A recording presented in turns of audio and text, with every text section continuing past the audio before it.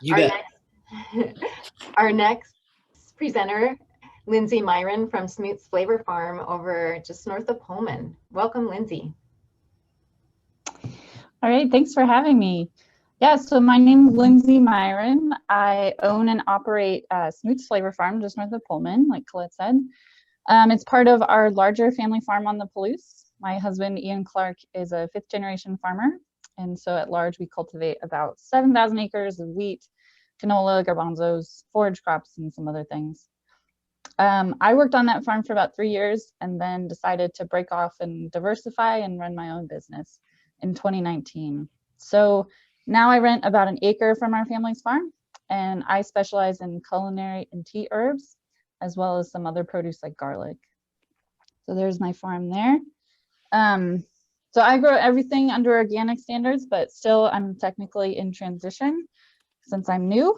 My farm is lightly drip irrigated. So I really try to fit what I grow into our existing climate. And so a lot of what I grow is essentially dry land.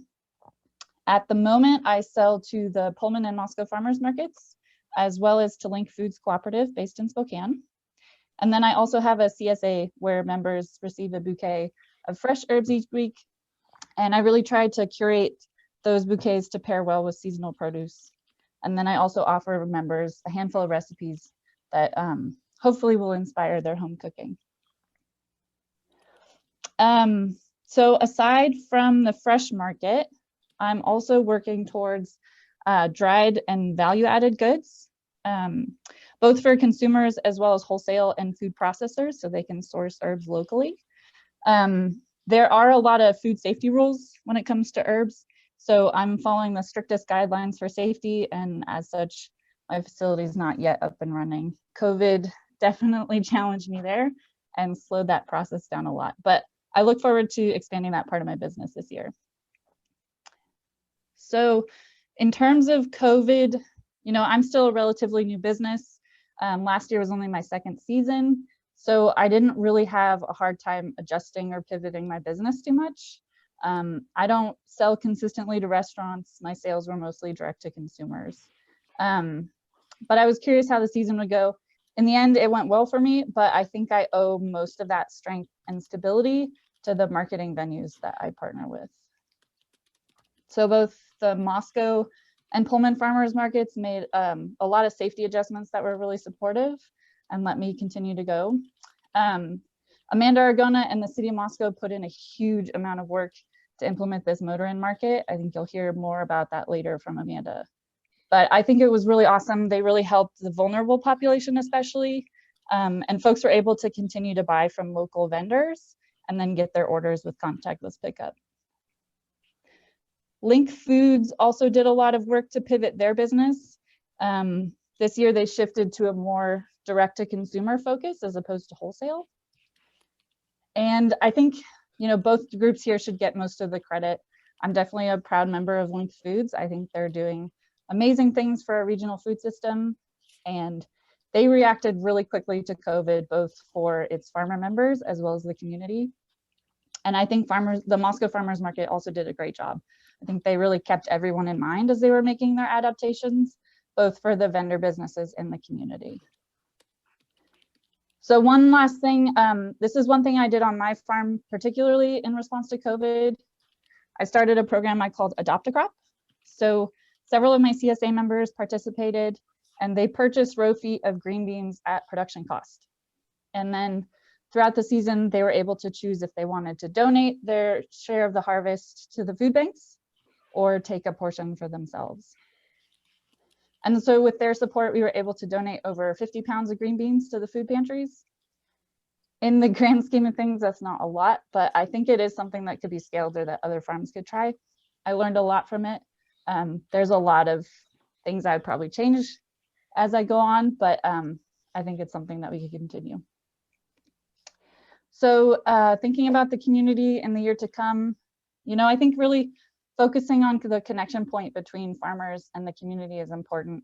That's one thing I learned last year, is how much I took that for granted. The face-to-face interactions at the market, I think I just took it for granted.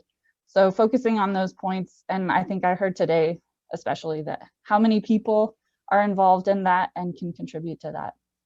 So that's all I have. I welcome people to get in touch with me with questions. The easiest way is to go to my website and get to that contact page. So thank you. So we've got one question here for you so far.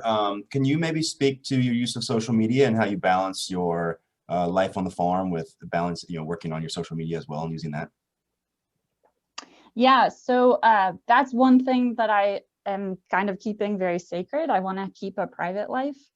So with my social media, I really try to focus on what I'm producing and the value of it in itself, and rather than focusing on my personal life.